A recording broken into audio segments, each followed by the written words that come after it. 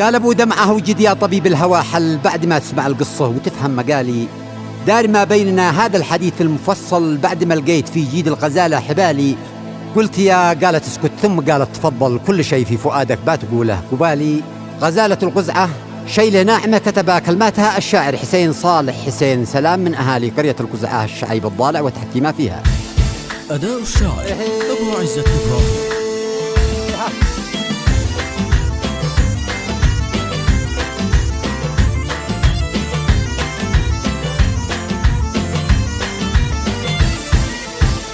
قال ابو دمعه وجد يا طبيب الهوى حل، بعد ما تسمع القصه وتفهم مقالي.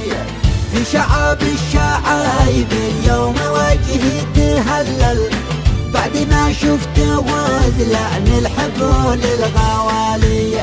هاج قلبي وفي غزلان قزعتي غزل، قال سبحانه الخالق عظيم الجلال. بينما كنت أسبح من خلقها وجمل، طرفي يبصر غزالة فائقه في الجمال.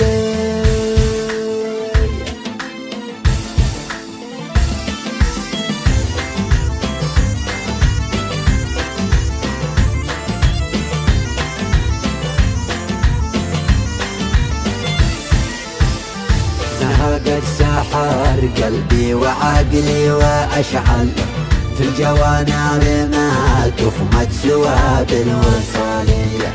صرت أراقب خطاها واقطع السهل والتل، أو عسى تلتفت نحوي وترحم لي حالي. فجأة بصرتها قد أقبلت والشاذ ضل، مثل نسمة سحر هبت من على الجبال. طرفها صاب وسط القلب بالسهم الأول، كان أنكى وأعظم من رصاص الأوالي.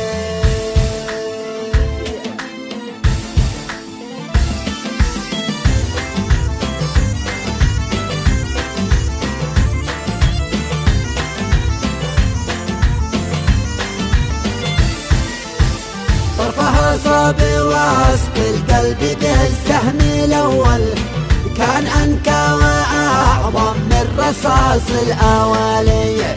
شد روحي إليها الرمش والطرف لك حل، والكفوف العسيلة والقوام المثالية. كنها غصنية مايل على وراقه الطل، والذوائب تناسنس رياح الشمالية.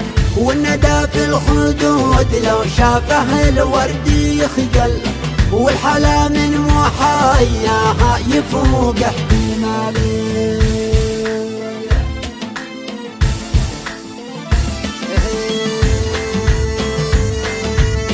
يا هلا يا هلا يا هلا يا هلا.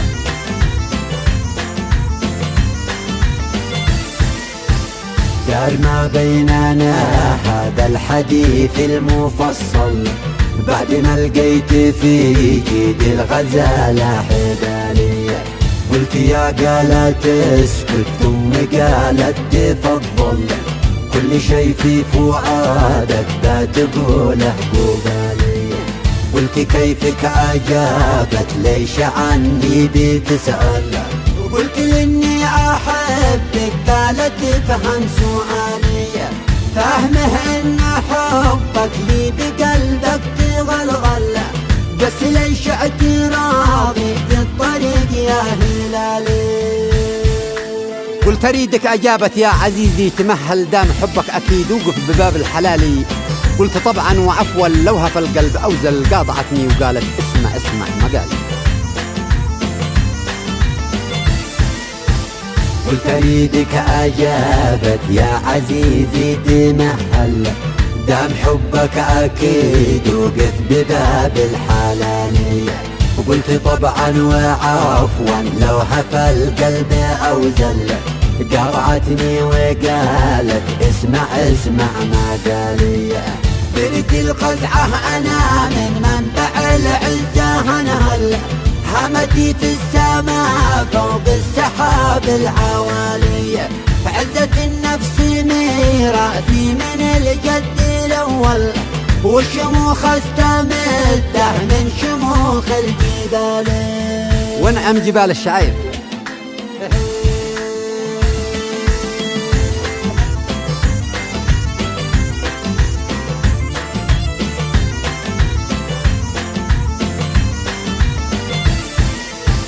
عزة النفس ميراثي من الجد الأول، والشموخ استمده من شموخ الجبال، من بنات الحساب والمجد فينا.